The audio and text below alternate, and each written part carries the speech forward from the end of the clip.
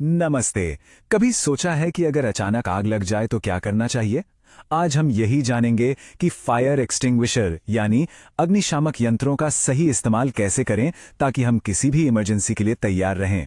ये सारी जानकारी पवन सिंह द्वारा तैयार किए गए सेफ्टी ट्रेनिंग पर आधारित है। अगर आपको पूरी ट्रेनिंग चाहिए तो आप उनसे 8141824876 पर संपर्क कर सकते हैं। तो चलिए शुरू करते हैं। देखिए, आग लगने पर फायर एक्सटिंग्विशर हमारी रक्षा की पहली दीवार होता है, पर सवाल यह है कि इसका इस्तेमाल कब और कैसे करना है, क्योंकि सही समय पर उठाया गया सही कदम ही सबसे ज्यादा मायने रखता है। जैसा कि आप यहां देख सकते हैं, फायर एक्सटिंग्विशर छोटी और शुरुआती आग के लिए बने होते हैं, जैसे कि किसी कूड़ेदान में लगी आग। ये बड़ी और फैलती हुई आग को बुझाने के लिए बिल्कुल नहीं है। इस एक छोटे से फर्क को समझना जान बचाने जितना जरूरी हो सकता है। अब आग से लड़ने के लिए पहले उसे समझना होगा। क्या आप जानते हैं कि हर आग एक जैसी नहीं होती? असल में अलग अलग तरह की आग के लिए अलग अलग किस्म के फायर एक्सटिंग्विशर की जरूरत पड़ती है। सबसे आम आग दो तरह की होती है। क्लास ए, जो लकड़ी या कागज जैसी ठोस चीजों से लगती है, और दूसरी है क्लास बी, जो पेट्रोल या तेल जैसे ज्वलनशील लिक्विड से लगती है। और हां, दोनों को बुझाने के तरीके भी अलग अलग होते हैं। इनके अलावा कुछ और भी खास तरह की आग होती हैं, जैसे कि गैस से लगने वाली क्लास सी, कुछ खास तरह के मेटल से लगने वाली क्लास डी, और किचन में खाना पकाने वाले तेल से लगने वाली क्लास के। इन सभी के लिए स्पेशल फायर एक्सटिंग्विशर चाहिए होते हैं। तो ये रहे हमारे हथियार। आप देख सकते हैं कि अलग अलग आग के लिए अलग अलग तरह के एक्सटिंग्विशर हैं, जैसे पानी वाले, फोम वाले, CO2 वाले और ड्राई केमिकल पाउडर वाले। इनके कलर कोड से आप इन्हें आसानी से पहचान सकते हैं। अब आता है सबसे बड़ा और मुश्किल सवाल, आग लगने पर लड़ना है या भागना है।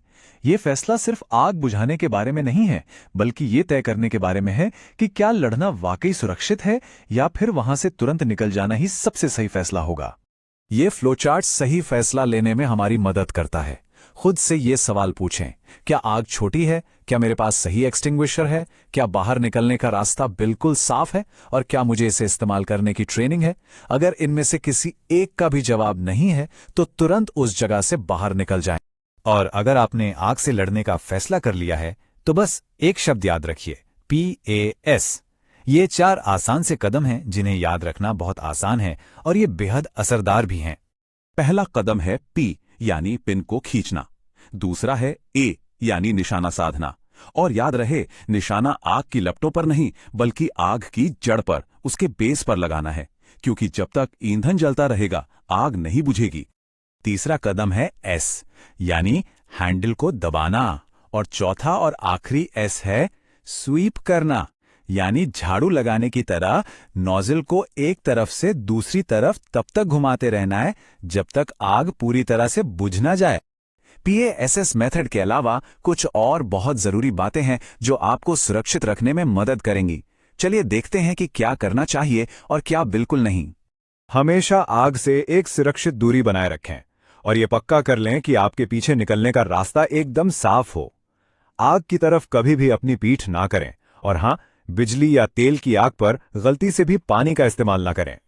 आग बुझ जाने के बाद भी आपका काम खत्म नहीं होता। सबसे पहले अलार्म बजाएं, हालात को समझें और अगर जरूरत लगे तो तुरंत इमरजेंसी सेवाओं को फोन करें और मैनेजमेंट को भी इसकी जानकारी दें। और आखिर में सब कुछ तैयारी पर ही निर्भर करता है। सिर्फ एक फायर एक्सटिंग्विशर रख लेना ही काफी नहीं होता, यह भी पक्का करना जरूरी है कि वो जरूरत के वक्त काम करने के लिए पूरी तरह से तैयार हो। ये कुछ आसान सी जांच हैं जो आप खुद कर सकते हैं। देखें कि प्रेशर गेज हमेशा हरे रंग के निशान पर हो, सिलेंडर पर कोई डेंट या जंग न हो और वो ऐसी जगह पर हो जहां से उसे आसानी से उठाया जा सके। और हां, इसकी नियमित जांच करवाना कभी ना भूलें। तो अब आप प्रोटोकॉल तो जान गए हैं, लेकिन असली सवाल यह है, क्या आप वाकई में एक्शन लेने के लिए तैयार हैं? ये एक ऐसा सवाल है जिसके बारे में हम सभी को एक बार सोचना जरूर चाहिए। याद रखिए, सही जानकारी और सही समय पर उठाया गया कदम किसी की जान बचा सकता है। अगर आपको इस बारे में और जानकारी और पूरी ट्रेनिंग चाहिए तो पवन सिंह से 8141824876 पर जरूर संपर्क करें। हमेशा तैयार रहें और सुरक्षित रहें।